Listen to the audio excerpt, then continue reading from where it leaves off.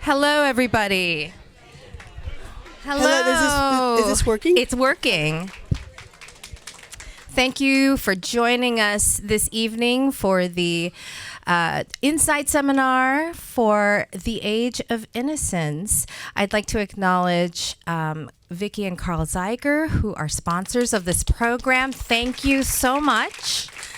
I don't see them in the audience. Well, wouldn't you know it? Florida is also in the Age of Innocence. A quick jaunt to Florida. I'm Kim Heil. I'm the artistic producer and head of casting for the Old Globe. I'm so delighted to be joined by the playwright and adapter, would you say adapter? Of the Edith Wharton novel, Karen Zacarías, who you probably also remember from last year's wonderful comedy, Destiny of Desire. And I can keep going. And also, several years ago, we featured her play, Native Gardens, in the Cheryl and Harvey White Theater. Yeah. I am also a big fan.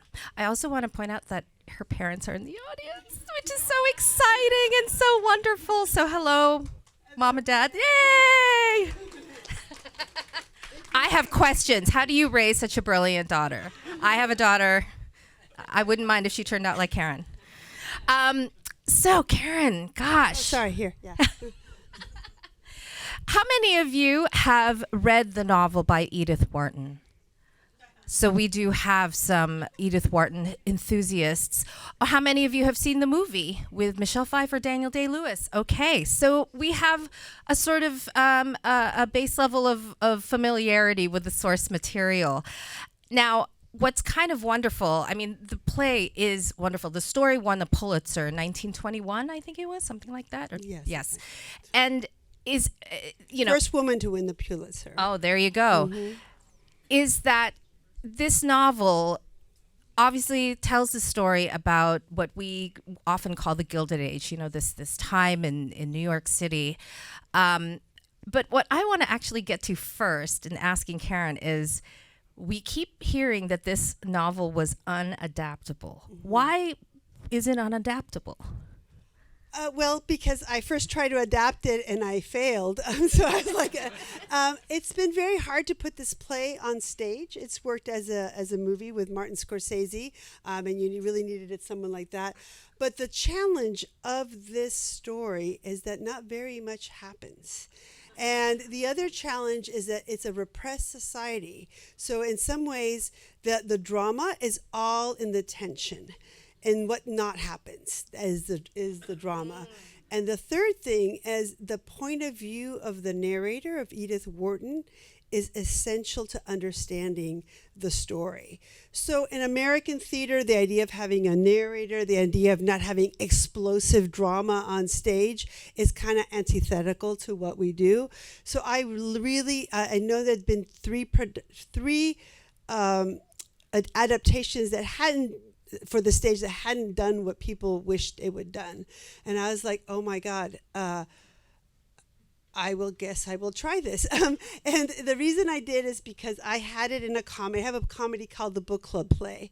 And in one of the book club plays, they start reading Moby Dick, and the second one is The Age of Innocence, and then they go to Twilight, and it really goes downhill from there.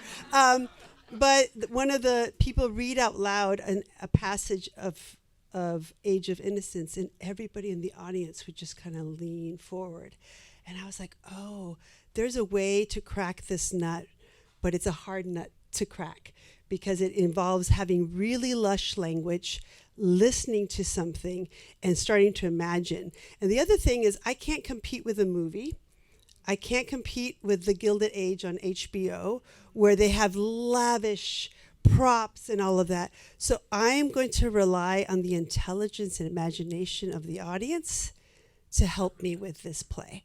And so that is part of the experiment. Like, how is putting this on stage different than doing it on TV or doing it in a movie? And part of it is embracing the things that are scariest, which is the fact that context is everything. Like, I did not know that serving soup at luncheon was really offensive, but now we all will. You know what I mean? So we have to know what the rules are, and so we are part of the community, learning about it so that we can put it in context.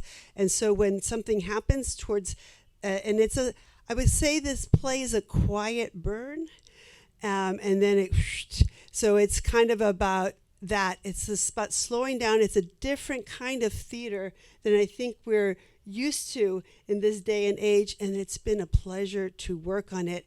And when you have a director like Chay Yew, who takes every beat, every nuance, every look to mean something, it becomes something really special. So what is the first thing that you do when you decide, I'm going to adapt this for the stage? Do you just reread the novel, or do you just plunk it in front of you and you go act one, scene one? First of all, I tried this on my own about 10 years ago, and it was okay, but it was like it was a 210-page script. It was a chore, and I abandoned the project. And then when the Old Globe approached me and saying, we want to commission something from you, I was like, oh my God, I have been trying to do this job, but I can't do it alone. I need actors, I need a producer, I need someone to help me, because it is very challenging, because it's, as a theater piece, it's challenging. And I have to give it to the Old Globe. They were like, yeah, this is going to be a good play for our audience, and we'll take a chance on this kind of unadaptable book. And the first thing you do is, you do what Khalil Gibran says you should do if you're a poet. You know, Khalil Gibran says, if you're a poet, learn 1,000 poems and then forget them all. And I read the book over and over, and then I had to go back and say, what are the things that stick with me? And there have been maybe, 25 drafts of this story, and just narrowing it down to the essentials without losing the idea of what the society is. So it's not a plot-oriented play, but it does, but the story is that. So it's a very interesting challenge. I'm really excited to see how the audience reacts, because it's been informative, and it's been very interesting when people are like, ooh, and the whole audience did. On Sunday, the whole audience said, ooh, and this thing. I was like, oh, that's good. And we have wonderful actors, but it is challenging, and it might not be everyone's cup of tea, and that's the other thing to realize. It's okay if you don't like it, but I hope you do. Well, one of the wonderful things about the Old Globe and what we have chosen to do as an institution is to really find these stories, and Shakespeare's included in this, right? Shakespeare has a canon of plays that have been done over and over and over again over the last, I don't know how many centuries. Sonia, how many centuries? Four, there you go. All over the world.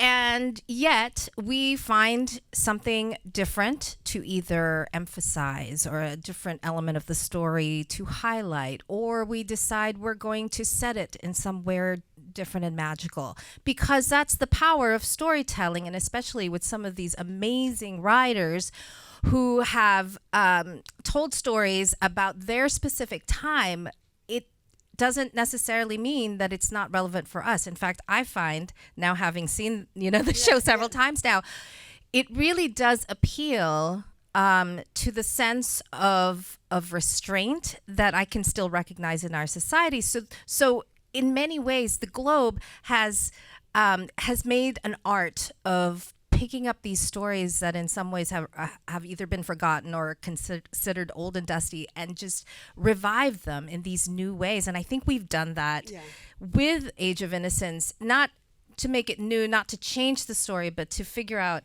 how to distill. Make it relevant to today, which is the biggest thing. What is the story about very, very wealthy people in 1870s New York? How is that relevant to us today? And I will tell you, I'm a Mexican immigrant, right? If you saw the Destiny to Desire, it was all about, all the feelings were out there. But I identified so much with this part of this novel, like the language, and it's a novel. We talk about the male gaze. this is a novel about the female gaze in many ways. A woman is going to tell you what this man is feeling because she is our guide into it. And that guide is, and so I just found that to be really, really fascinating. And as someone who came into this country and had to learn how to navigate it, not that I'm as beautiful or dramatic as Ellen Olenska, but I understood the idea of how to try to learn another language. And that's what's happening in this play, is a person coming in and trying to be accepted by people who are supposed to love her. Right. Yeah, in fact, it's interesting. Chay is also, he's Singaporean, and I know, from talking to him that he really identified with some of the cultural similarities in his own culture. I am a Filipino.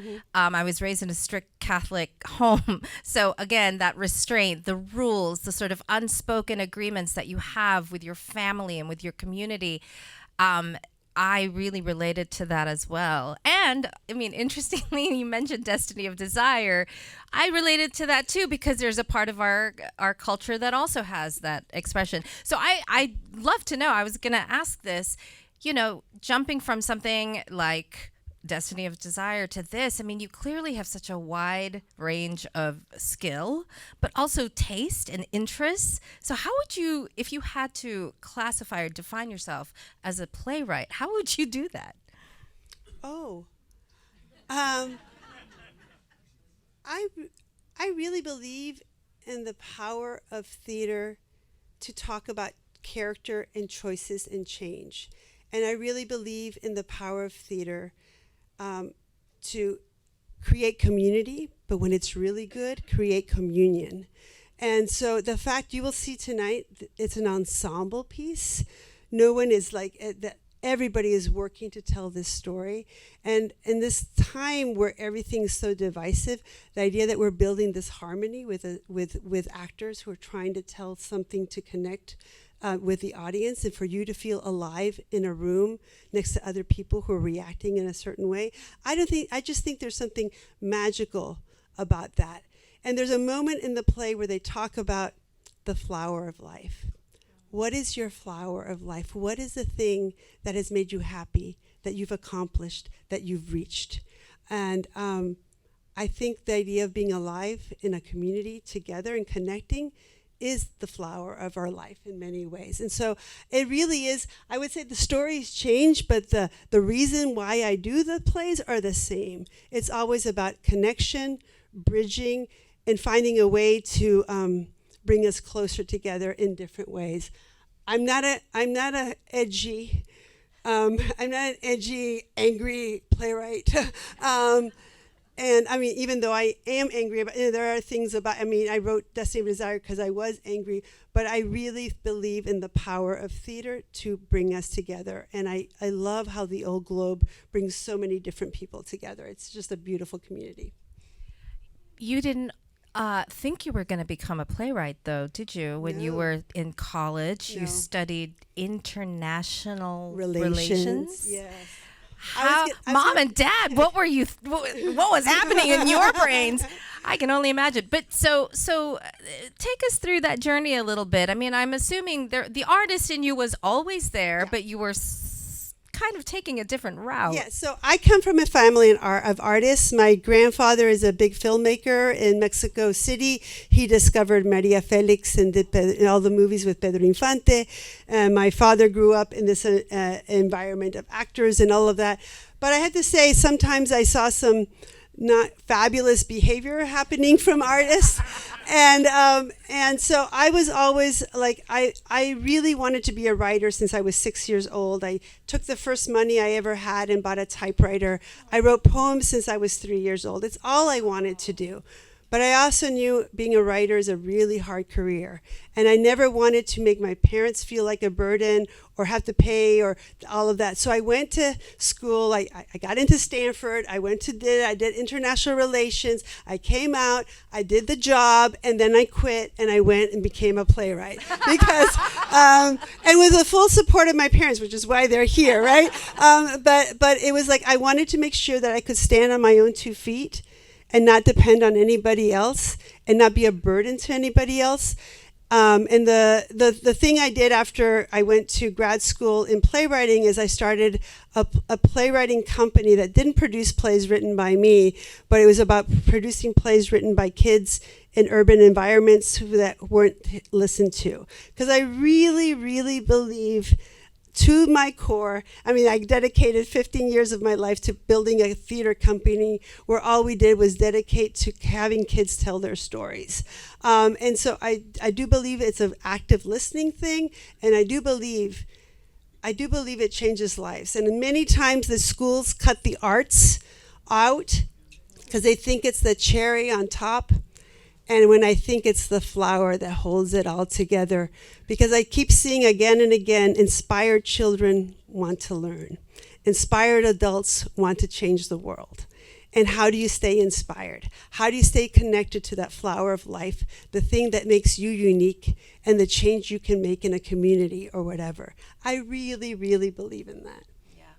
So then you decided, while you were working in your company, working with children, what inspired you to make the leap into? Because my kids, they were looking at plays, and it was like Pinocchio, and they was like, this play has nothing to do with the kids that I'm teaching. So I started writing plays that kind of echoed the life the kids were doing, and then I started moving to adult plays, and it went on and on like that. It was just always about looking around and seeing what story is not being told. And as a Latina, of course, like the one thing I saw is like there was like 3 Latino plays in the last 20 years ago. Like it wasn't very many, so I started a company called the Latino Theater Commons with some other friends, and we have kind of created a support system that has brought upon a lot of change in the theater, just about giving support to each other to write stories and welcome everybody into our home in a sense. And I feel like you started a movement with your peers, because now there's actually, I mean, there can always be more, but there are several, rising playwrights in the field who are of Latina descent. Right. Well, 10 years ago, we have our 10-year anniversary for the Latinx Theater Commons this March. And 10 years ago, there was 2 plays that were done that were written by Latino playwrights in that year. I think Arena Stage, which is my home theater, who I love, had not done a play by a Latino playwright in 10 years. And now, almost every season, there's a Latino playwright involved. And I have to say the Old Globe has been essential in just bringing a different voice to, the American canon needs to include everybody, and it needs to include the classics, but there also needs to include the new classics, right? So it's this funny kind of give and take of how do you do this. And it's really interesting that I, as a Mexican immigrant, get to adapt this very American play, story into what grabbed me. And even that now it has my point of view into it. Yeah. So that's a different kind of thing. And I'm really honored, because many people would have never given me that opportunity. They would have said, this is not your story to tell. But I love the Age of Innocence. Well, I wasn't around during those conversations, so I do want to give credit to Danielle Mages-Amato and, of course, Barry Edelstein, who worked together and worked with you to make this commission happen. Danielle is awesome. She's a great dramaturg, and so it really is a great team here. Yeah. Tell us a little bit about that process, because I think sometimes, it's, what do they call it? It's sort of behind the curtain, the idea that this new play is being created, and it feels like it's something that is sacred, and it is sacred. But I'd love to, have you share a little bit of what that process is like when you're, working with actors, but also with a dramaturg like Danielle and Sonia. So do they give you feedback directly? Oh, yeah. So I think my first draft was 200 pages, and then my second draft was 175, and so on. It's 95 pages now, right? So don't worry, you're gonna get to go home. But the idea of like, what is the heart of this story? Not the book, because the play is different. Like, what is this play trying to say about this society and how it's relevant to us? And Danielle was always supportive and always asking a question and always being like, do we really need this? And then saying, we really do need that. So like not overcutting and not, because it's a very different kind of play. I mean, it's about ambiance. And so that means that the idea of conversation, etc. There's a lot of things. It's all subtext. This play is all subtext. And so when they give you their thoughts, and they I'm talking about the dramaturgs, and they share their reflections or what they've observed, do you feel I don't know, is there like a filter in your head that goes, listening to that, not listening to that? When I was 25, I was like, oh my God, I have to do everything everyone says. And the one thing I always write on my plays, understand it, but do not tame it, right? It has to be still a wild animal in some ways. And so whatever still resonates with me the next day, I do. Whatever I've already forgotten, it means it didn't hit me. But I have to say, most of the things Danielle said resonated, so she was right. She's a gem, that Danielle. Yeah. So what animals are you trying to tame now? What do you have? Any projects you're willing to share? I am writing a musical with an original musical with Gloria Estefan for Broadway. And can I tell you how nice she is? She's so nice. She's like this international superstar, and she texts me. I'm like, oh my God. Oh my God, I listened to all your songs when I was a teenager, but I try to be cool. She's lovely. Destiny of Desire is heading to Broadway. So that's really exciting. And I'm writing two other pieces, one for Disney and one about a Cuban situation. And I'm writing a movie about horses and... Yeah, I was in Texas this weekend. Riding? You were riding horses? No, but there's a sport called cutting I knew nothing about. Which is about the horse trying to get one cow out of it. And the premier guy in the world to do, one of the best guys to do it is this Mexican national who came here with nothing and got the chance, and he has built an empire now. His son is dating Bella Hadid now, so it's kind of like this crazy rags to riches story that I'm getting to tell. And I got to be around horses. This is a movie? Movie, yeah. And is this your first movie? No, this is my second movie. Oh. My first movie is a romantic comedy called You Had Me at Hola.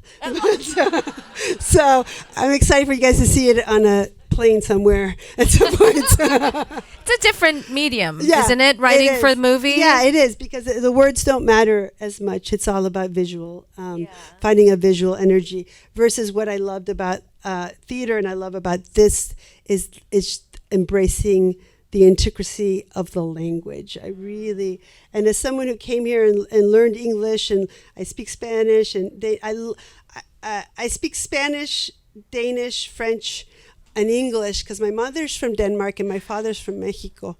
And so the idea of language is really interesting to me. And I think it's a really powerful tool to connecting and understanding. So I love the language. I love Edith Wharton's language. What do you think in then? Or dream in? I dream in Spanish. I swear in English, and I work in English. I have to say I've lived here now enough that that's what I do.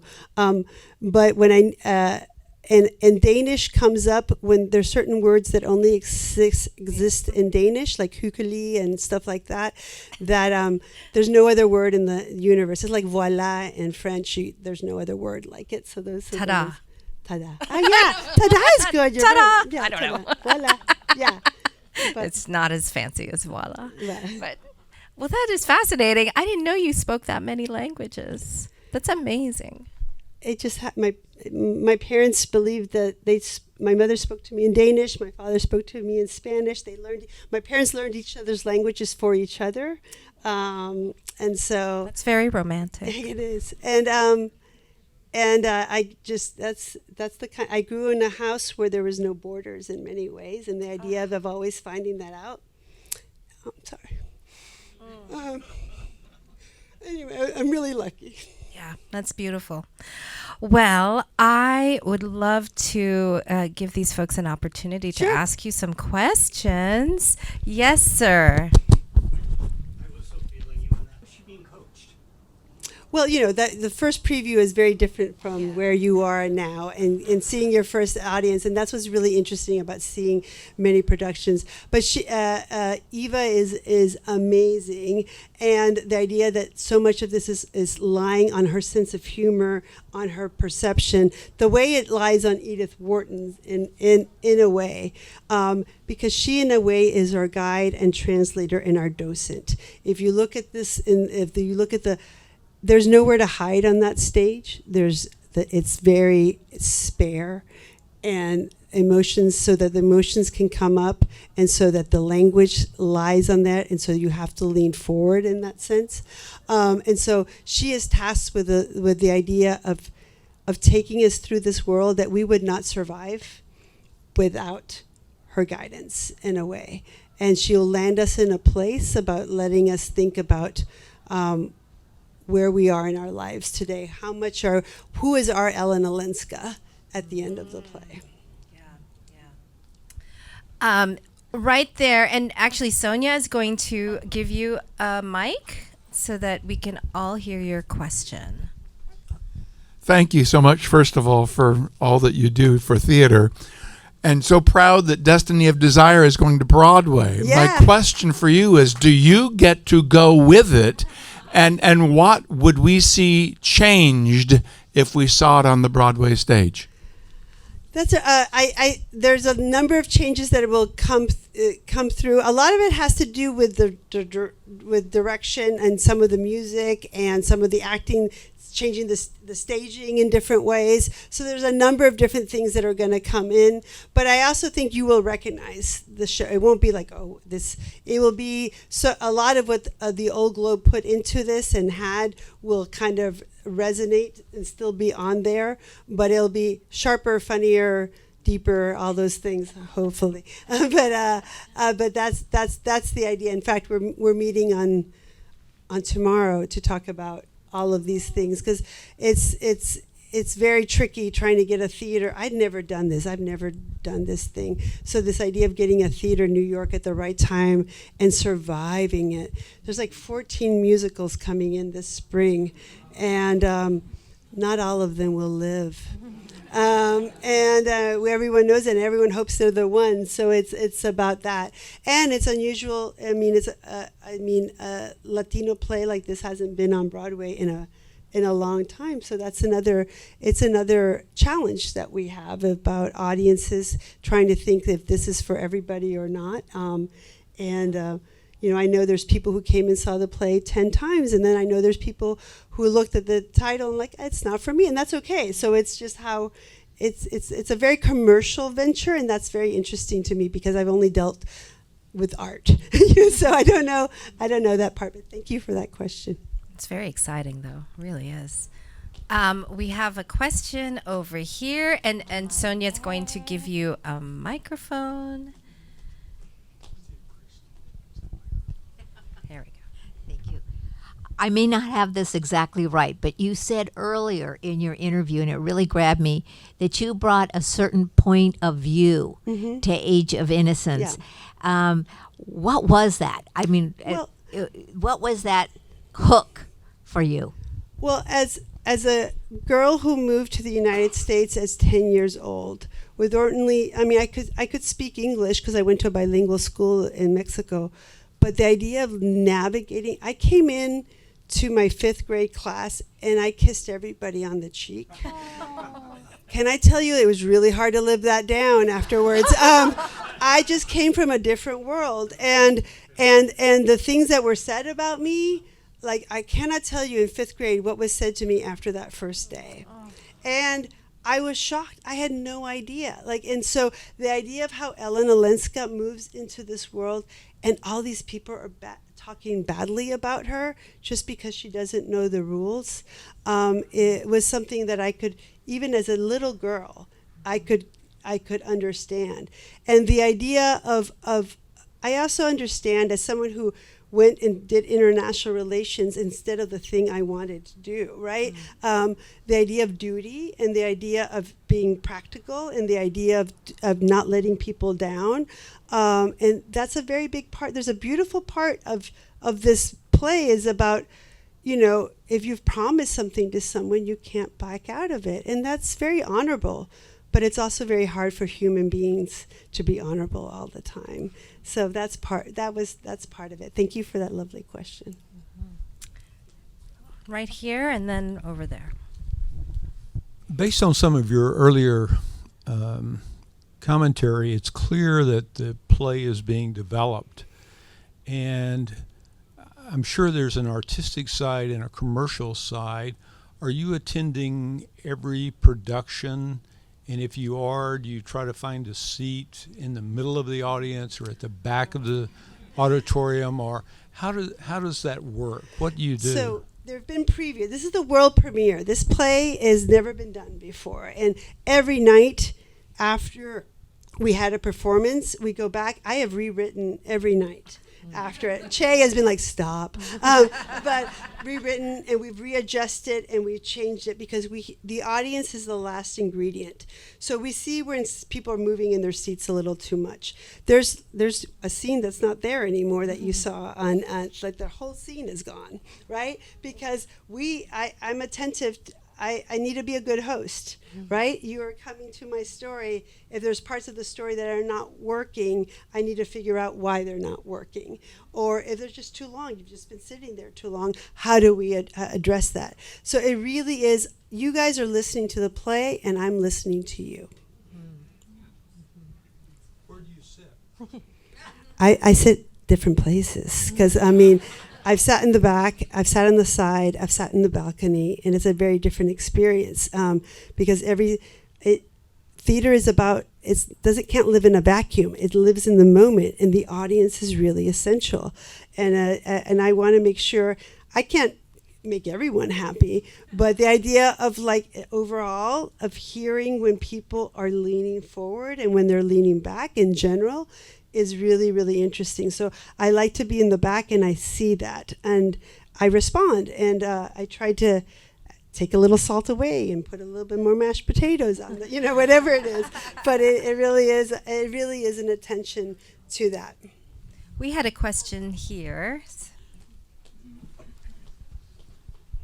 No, this is more of a follow-up question on what you just answered, but now that you're in previews, are there some audience reactions that just you never expected at all? Yeah, there's laughter in the weirdest places because Edith Wharton is very witty. I mean, I think people think of this as a tragedy, but there really is a lot of irony in it because it's a man-made tragedy. It doesn't have, we create our own cages so many times, and that's what she's pointing out, that we create these situations and these rules that then trap us. And we do. Society needs to have rules. We have to have ideas of how people should treat each other, right?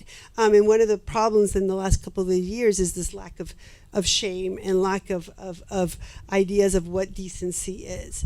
But on the other hand, it is still all man-created, right, or woman-created. And what's interesting is the society of that puts women in their place. The people who are most enforcing the rules are women, right?